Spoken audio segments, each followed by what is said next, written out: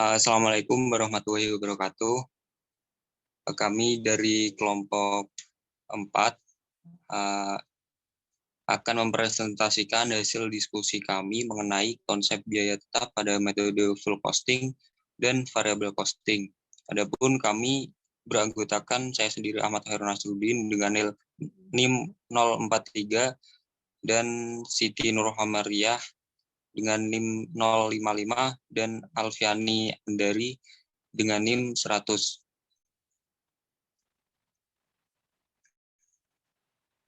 Next.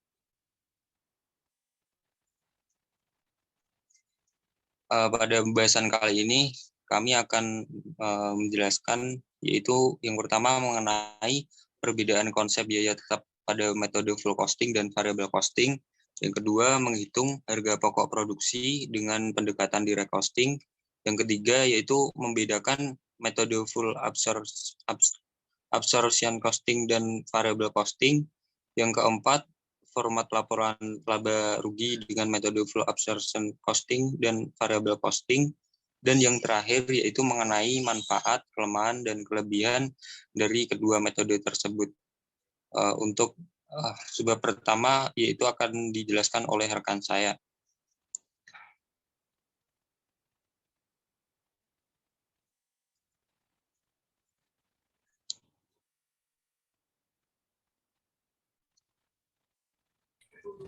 Yang pertama adalah konsep biaya tetap pada metode full costing dan variable costing. Perhitungan biaya penuh atau full costing yaitu cara penentuan biaya produk yang membebankan semua biaya produksi, baik biaya produksi variabel maupun tetap ke dalam produk. Hal itu membuat perhitungan ini memberikan hasil harga pokok lebih besar dibandingkan dengan biaya variabel. Sedangkan perhitungan biaya variabel adalah cara penentuan harga pokok produk yang hanya menghitung biaya variabel saja. Sedangkan biaya produksi tetap atau biaya overhead pabrik tetap dianggap sebagai biaya periodik, yang mana biaya tersebut memiliki jumlah yang terus berubah sesuai dengan volume kegiatan bisnis.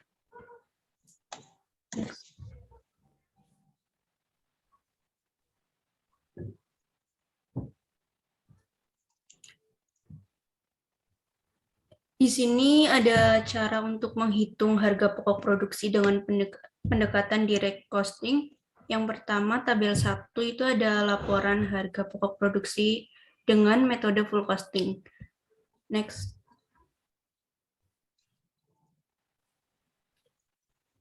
Pada tabel tersebut, pada bulan Maret, usaha sapi mandiri memproduksi yogurt sebanyak 330 botol dengan total biaya 1.237.500, sehingga diketahui biaya produksi untuk satu botolnya adalah 3.750. Kemudian pada bulan April, produksi yogurt sebanyak 110 botol, total biaya 472.500 dengan biaya per botol 4.295. Begitupun di bulan Mei, dengan produksi 220 botol yogurt, total biaya 855.000 menghasilkan biaya per botol sebesar 3.886.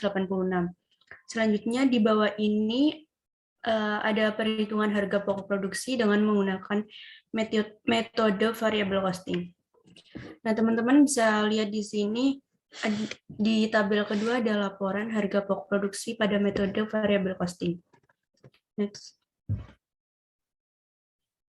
Pada perhitungan biaya variabel, tiap bulan menghasilkan jumlah biaya produksi yang sama, yaitu 3.477 per botol. Hal itu karena selain tidak memasukkan biaya tetap yang ikut dibagi ke dalam jumlah unit produksi, data biaya yang diberikan telah disesuaikan untuk setiap unit produksinya. Dengan kata lain, takaran pemakaian bahan untuk setiap kali produksi akan sama kecuali harga bahan untuk memproduksi produk tersebut berubah. Jadi selama satu periode itu, beberapa pun unit produksi yang dihasilkan akan tetap memiliki hasil biaya pokok produksi yang sama. Selanjutnya akan dijelaskan oleh rekan saya, Rudin. Selanjutnya yaitu mengenai perbedaan metode full costing dan variable costing. Terdapat 3 aspek di sini, yaitu pertama mengenai perhitungan harga pokok produksi yang berbeda, Yang kedua mengenai laporan keuangan pada laporan laba rugi, dan yang ketiga mengenai biaya per periode. Pada perhitungan harga pokok produksi yang berbeda, metode full costing ini lebih banyak menggunakan beban overhead pabrik tetap dan variabel. Sedangkan pada metode variable costing, di dalamnya itu hanya menghitung beban overhead variabel saja. Beban dari overhead pabrik ini adalah biaya produksi yang tidak termasuk biaya beban baku dan juga beban SDM langsung. Yang kedua, mengenai laporan keuangan pada laporan laba rugi, jika menggunakan metode full costing itu, maka biaya overhead akan dilaporkan di dalam laporan keuangan bila produk tersebut memang sudah terjual. Berbeda dengan variable costing, baik produknya itu terjual maupun tidak terjual, maka di dalam laporannya itu harus ditulis seperti itu. Dan yang ketiga mengenai biaya per periode. Di dalam metode full costing, biaya yang terdapat pada per periode akan dinilai sebagai biaya yang tidak berkaitan dengan biaya produksi, tapi tetap akan mengurangi laba perusahaan. Namun biaya periode pada variable costing ini akan ikut dibebankan di dalam produksi. Selanjutnya yaitu mengenai perbedaan perhitungan harga pokok produksi pada contoh soal laporan pada harga produksi yogurt. Perhitungan dengan metode full costing menghasilkan nilai biaya pokok produksi yang lebih besar dibandingkan dengan metode variable costing. Selisih perhitungan metode full costing dan variable costing adalah 273 pada bulan Maret, 818 pada April, dan 409 pada bulan Mei. Berdasarkan data tersebut, dapat diketahui bahwa selisih yang terjadi pada perhitungan setiap produk tidak begitu besar.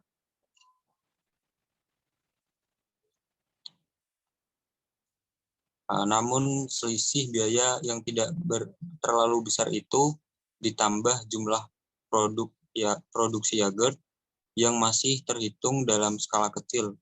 Perhitungan metode full costing dapat menjadi pilihan yang baik untuk diterapkan. Perhitungan harga pokok produksi dengan metode full costing ini lebih mencerminkan biaya yang dikeluarkan oleh pihak usaha. Hal itu karena metode full costing memasukkan seluruh biaya produksi ke dalam harga pokok produksi. Begitu juga dengan perhitungan yang ditetapkan perusahaan dapat lebih rendah dibandingkan metode full costing dan variable costing.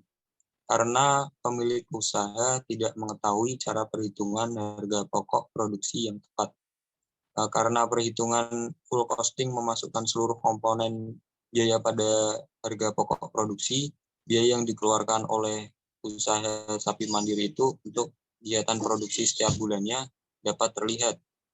Untuk usaha dengan banyak kompetisi seperti sapi mandiri, metode full costing juga dapat membuat pemilik usaha mempertimbangkan harga jual yang lebih tinggi atau menekankan biaya karena nilai biaya pokok produksinya itu lebih tinggi daripada metode variable costing.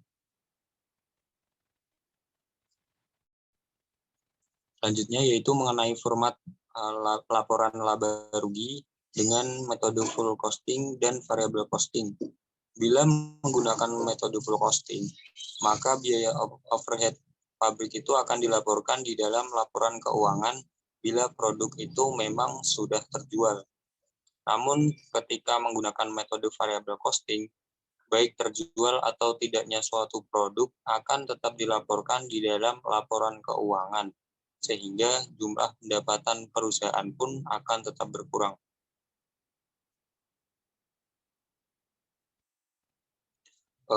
Untuk penjelasan selanjutnya akan dilanjutkan oleh rekan saya, Ria. Baik, terima kasih atas kesempatannya. Nah, kemudian untuk contoh perhitungan laba rugi. Perhitungan laba rugi ini dimulai dengan mencari nilai penjualan. Harga jual yogurt yang ditetapkan oleh pemilik yaitu sebesar 8.000 per botol. Berikut contoh tabel-tabelnya dengan menggunakan metode full costing.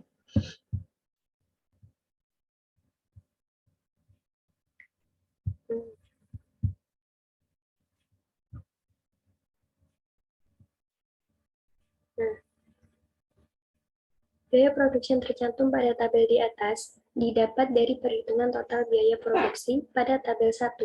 Sedangkan nilai persediaan akhir dihitung dari sisa unit produksi yang belum terjual dikali dengan harga pokok produksi per botol bulan tersebut. Nah, nilai persediaan akhir akan menjadi nilai persediaan awal di bulan kedua. Untuk persediaan akhir bulan kedua, sisa unit produksi dikali dengan harga pokok produksi per botol bulan yang berkaitan. Begitupun untuk bulan-bulan seterusnya. Mengambil nilai persediaan awal bulan kedua dan menghitung nilai persediaan akhir dengan menggunakan harga pokok produksi per botol bulan ketiga. Nah, ini contoh untuk tabel laporan laba rugi menggunakan metode variable costing.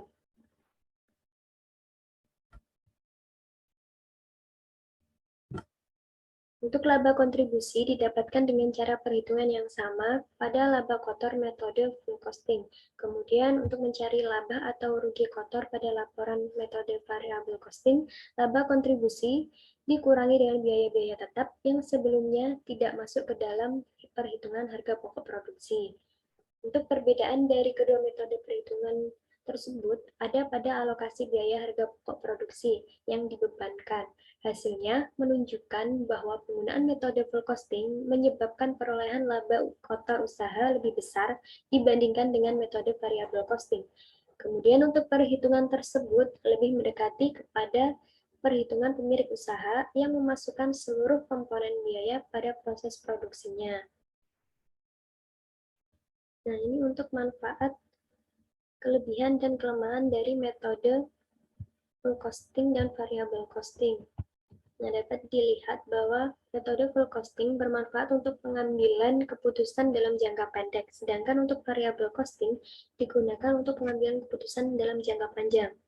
Kelebihan dari full costing itu mampu menampilkan jumlah biaya overhead secara komprehensif, karena memiliki dua jenis biaya yang di dalamnya, yaitu biaya overhead tetap dan biaya variabel.